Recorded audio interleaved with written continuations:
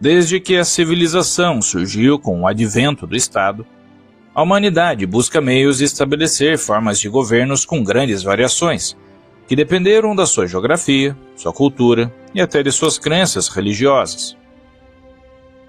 Os atuais sistemas políticos derivam dessas tentativas, e mesmo os atuais demonstram grandes ineficiências. E uma das civilizações antigas que experimentaram essas mudanças de uma forma bastante notável foi a romana. Como vimos em vídeos anteriores, a cidade de Roma foi o epicentro de uma notável sociedade, iniciada como uma monarquia, mas que viu seu fim para um novo tipo de regime, a república. E nesse vídeo, iremos abordar de forma resumida como se desenvolveu, estabeleceu e como terminou a famosa era da República Romana.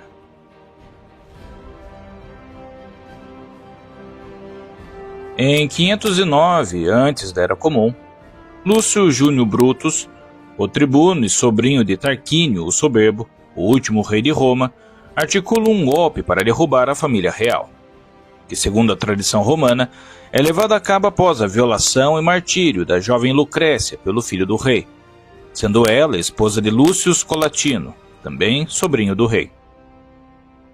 A história foi contada por Tito Livio em sua obra Ad Urbi Condita, e trata-se de um período da história de Roma para o qual não sobreviveram registros históricos confiáveis, uma vez que, virtualmente, todos os registros foram destruídos por invasões e pelo tempo. A tirania e imoralidade da casa real dos Tarquínios é exposta, e Lúcio Brutus e Lúcio Colatino conquistam o exército e o povo para tal levante. O último monarca de Roma é banido, e Lúcio Bruto e Lúcio Colatino se tornam os primeiros cônsules da República Romana, jurando nunca mais permitir que um rei domine sobre Roma.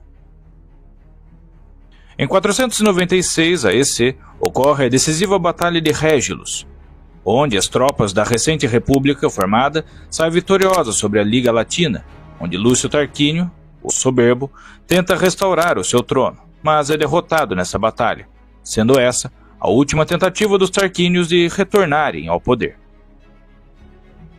Após a queda da monarquia, Roma sofreu com conflitos externos e internos, principalmente com os antigos aliados do monarca destituído, e de outros que viam uma fraqueza nesse novo regime. Grande parte do século V antes da nossa era foi repleta de conflitos, o que acabou estagnando a prosperidade que há muito não era vista na Península Italiana. Nos anos 510 a.C. a 275 a.C., a cidade cresceu apesar de muitos conflitos, e se torna no poder predominante sobre toda a península. No entanto, antes de tornar-se numa potência militar, Roma teria que desenvolver um governo estável e que evitasse a possibilidade de que a monarquia voltasse. Para isso, eles criaram um sistema que exibisse um equilíbrio de poder e que houvesse ordem. Inicialmente, após a queda da monarquia, a república ficou sob o controle das grandes famílias patriarcais, os patrícios.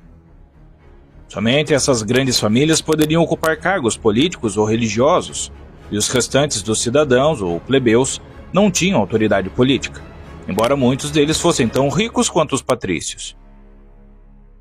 No entanto, para a grande consternação dos patrícios, este acordo não poderia e não iria durar.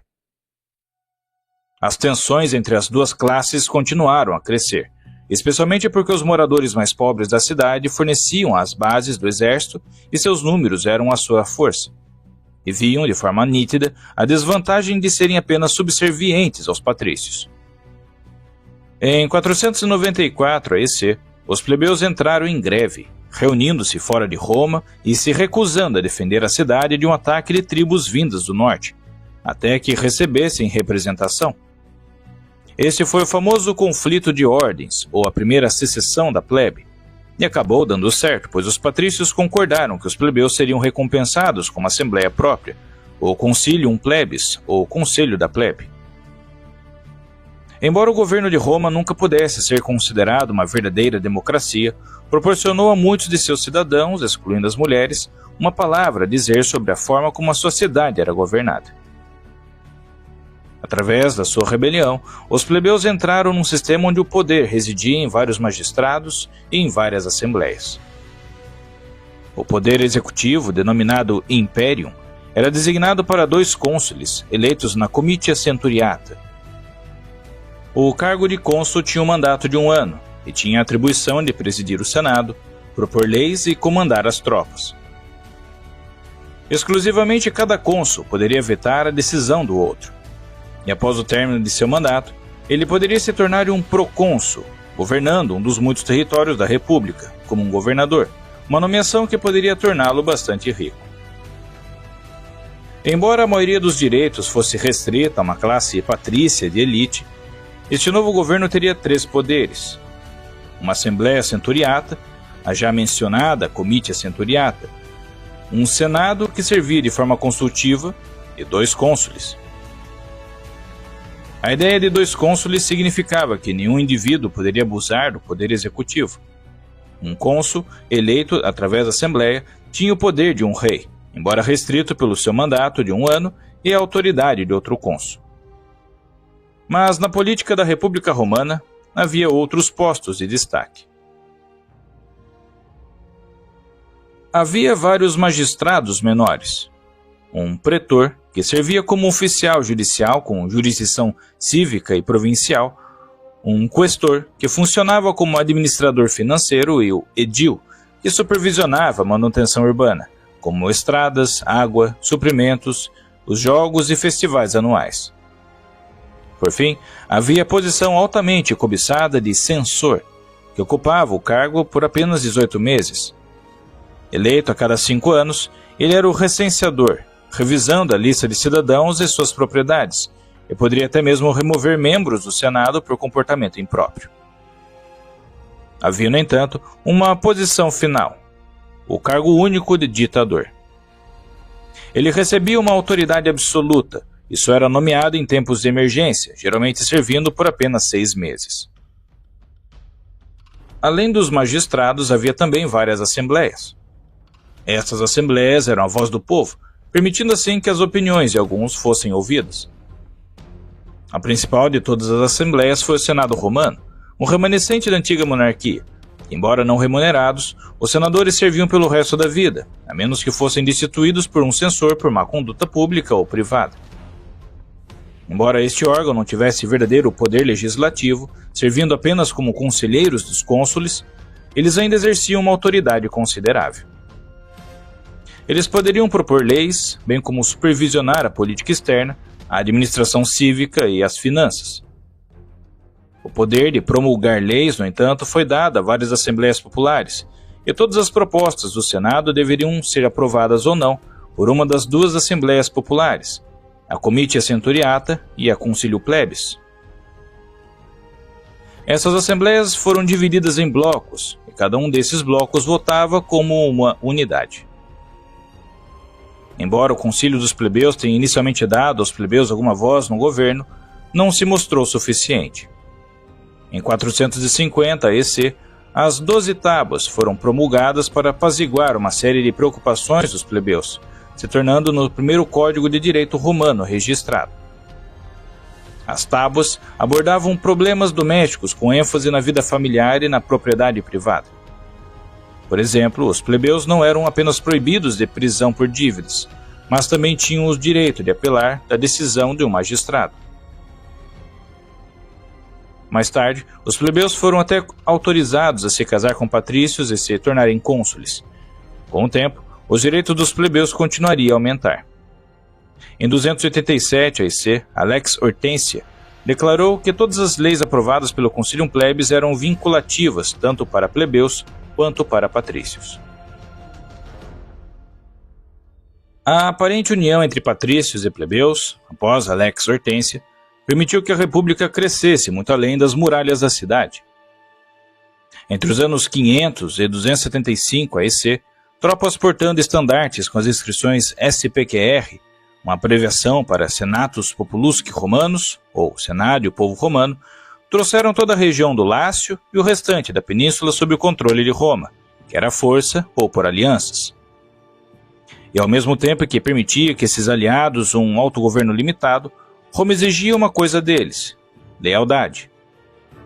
Essa lealdade trouxe consigo um benefício distinto para Roma: um suprimento ilimitado de mão de obra para suas campanhas militares. Porém, à medida que Roma exigia cada vez mais de seus aliados italianos, a tensão contra esses aliados aumentava com ela. A vitória nas 3 guerras púnicas travadas contra Cartago foi o primeiro passo para Roma crescer além dos limites da península. Depois de anos de guerra e do constrangimento da derrota nas mãos de Aníbal Barca, o Senado finalmente seguiu o conselho do Franco Catão, o Velho, que disse: Cartago delenda est, ou Cartago deve ser destruída. Na playlist do canal tem um vídeo onde falo sobre Cartago e sua história. Deixarei nos cards finais caso queira assistir. A destruição de Cartago por Roma após a Batalha de Zama em 146 a.C. e a derrota dos gregos nas 4 guerras da Macedônia estabeleceram a República como uma verdadeira potência mediterrânea. A submissão dos gregos trouxe para Roma a rica cultura helenística, ou seja, sua arte, filosofia e literatura. Infelizmente, apesar do crescimento da República, o governo romano nunca foi concebido para governar no nível imperial, sendo que a República sempre pareceu estar à beira de um colapso político e econômico.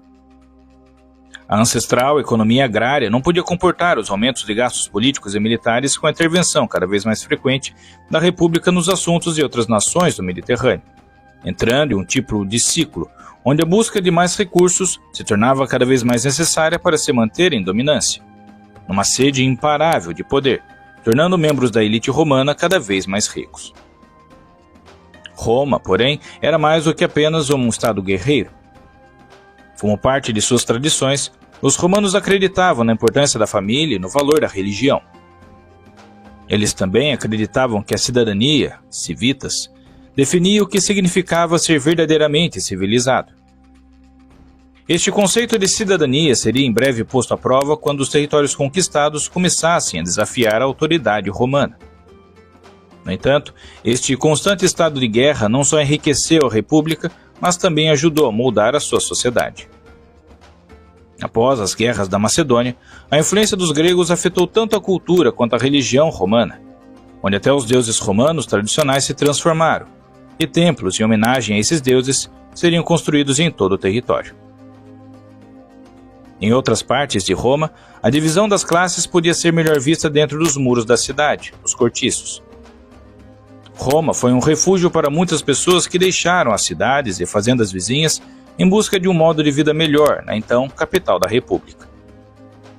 Mas esse influxo forçou muitas pessoas a viver em zonas mais pobres da cidade, onde as taxas de desemprego resultavam numa epidemia de habitantes sem abrigo, o que, consequentemente, aumentava a criminalidade. Enquanto muitos dos cidadãos mais ricos residiam no Monte Palatino, outros viviam em apartamentos depredados, superlotados e extremamente perigosos. Muitos viviam com medo constante de incêndio e de privação de suprimentos básicos. Não havia nesses locais acesso à luz natural, nem água encanada, nem banheiros, onde o lixo, até mesmo os dejetos humanos, era rotineiramente despejado nas ruas, não só causando um cheiro terrível, mas servindo como terreno fértil para doenças. Tudo isso somado a uma população já descontente. A cidadania propagada pela República se tornou sua força e sua fraqueza. A pressão dos aliados na península pelos benefícios da cidadania cresceu à medida que a República aumentava sua influência política e militar. Marco Fúvio Flaco e os irmãos Tibério e Caio Graco se destacaram como fortes defensores dos direitos dos aliados italianos. Em 125 a.C., Flaco era cônsul e propôs uma legislação para a cidadania italiana plena diante da Assembleia. Mas não foi para frente, sendo que ele estaria ausente, pois o Senado o envia para a Gália, a fim de conter uma invasão das tribos dos Vocôncios e Salúvios. Outro sinal do contínuo descontentamento dos aliados com Roma veio após o fracasso do projeto de lei de Flaco, onde a cidade de Fregene se revoltou e foi brutalmente destruída pelo pretor Lúcio Optimus, que saqueia e destrói totalmente essa cidade, que havia sido uma importante aliada antes, servindo como um recado para outras cidades para que não se rebelem. Essa tentativa de reforma com Caio e Tibério Graco, ambos tribunos, não tiveram efeito imediato. Entre uma série de propostas de reforma, Tibério Graco sugeriu dar terras tanto aos desempregados quanto aos pequenos fazendeiros. Claro, o Senado, muitos dos quais eram grandes proprietários de terras, se opuseram veementemente, onde até o Concilium Plebis havia rejeitado essa ideia. Logo se seguiram tumultos e 300 pessoas, incluindo Tibério, foram mortas. Infelizmente, um destino semelhante aguardava seu irmão. Embora Caio Graco também apoiasse a ideia de distribuição de terras, seu destino foi selado quando ele propôs dar cidadania a todos os aliados romanos. Como seu irmão mais velho, suas propostas encontraram considerável resistência. Quando 3.000 de seus apoiadores foram mortos, ele escolheu tirar a própria vida. O fracasso dos irmãos em alcançar algum equilíbrio em Roma seria um dos vários indicadores de que a República estava fadada a cair. Mais tarde, outro romano se levantaria para iniciar uma série de reformas. Lúcio Cornélio Sulla, um famoso comandante militar e herói da guerra contra a Numídia, compete com o general Caio Mário pelo controle do Senado, surgindo divisões e facções rivais na República, onde Cornélio Sulla, representando os chamados optimates, e Caio Mário liderando os populares, disputam no Senado a honra de liderar a guerra contra Mitrídates VI do Reino do Ponto, que havia invadido a província da Ásia e eliminado milhares de romanos. E para resolver esse imbróglio, Cornélio Sulla marcha com suas tropas leais sobre Roma, atacando e expurgando o Senado dos apoiadores de Mário, onde 80 perdem a vida e o restante foge da cidade, incluindo Caio Mário. Após essa febre de violência na capital da República, Sulla volta para sua campanha mitridática, sem o apoio do Senado, que o torna proscrito, e a conclui com sucesso em 83 AEC, retornando para Roma logo em seguida para terminar de eliminar os apoiadores de Mário, que havia falecido em 86 AEC. Essa onda persecutória eliminou mais de 10.000 pessoas sumariamente pelas ordens de Sulla, que nesse ponto já tinha notória fama de ser cruel e violento com seus oponentes. E essa fase ficou conhecida posteriormente como a Primeira Guerra Civil da República Romana, onde o vitorioso Sulla recebe o posto de ditador pelo Senado.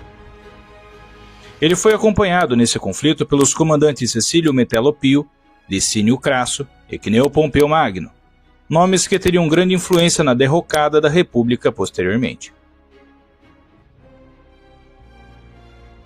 A República não entraria em colapso devido a qualquer ameaça externa, mas sim devido a uma ameaça interna.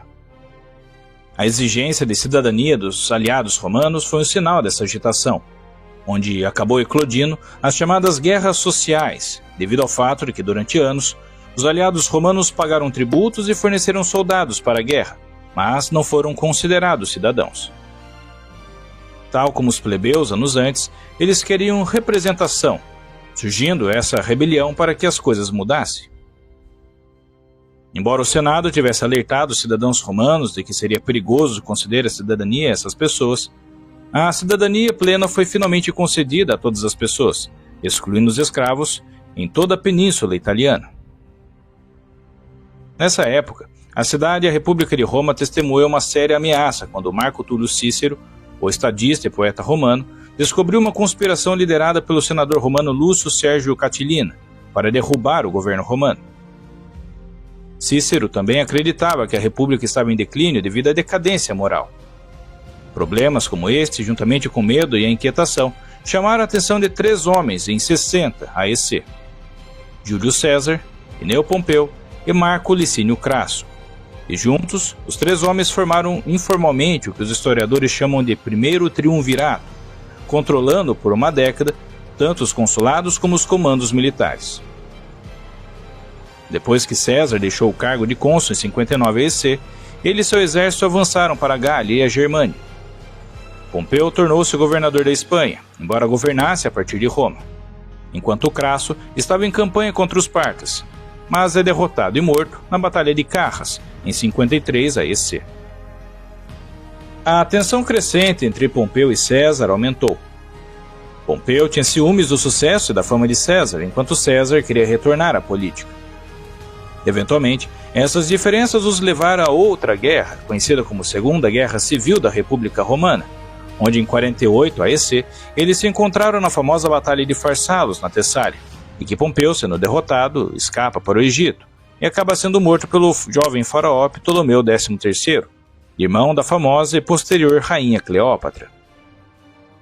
César, depois de assegurar as províncias orientais e o norte da África, retorna a Roma como um herói e é proclamado ditador vitalício pelo Senado. Muitos de seus inimigos, assim como vários aliados, viam sua nova posição como uma séria ameaça à República. E apesar de uma série de reformas populares que ele promulgou e forte apoio popular, acaba sendo morto pelos senadores nos idos de março, em 44 AEC, sendo esse o tiro de misericórdia na combalida República. Seu herdeiro e enteado, Otaviano, subjuga Marco Antônio numa guerra de sucessão, e eventualmente se torna de fato no primeiro imperador de Roma, surgindo das cinzas da República, o Império Romano. É inegável que foi graças à República que a cidade de Roma projetou o seu ethos para além da Península Italiana e deu aos romanos um poder imparável. Mas esse mesmo poder foi o que acaba forçando a destruição da República. Em vídeos futuros, iremos abordar esse outro período importante, não só para Roma, mas para o mundo. Espero que tenha gostado desse vídeo e se chegou até aqui, deixe um joinha e compartilhe com mais pessoas. Se não é inscrito, considere se inscrever para receber vídeos como esse semanalmente e se já é inscrito, verifique se o sino de notificações está ativado. Na descrição, tenho também links para livros, recursos e até uma chave Pix, caso considere contribuir com o meu trabalho.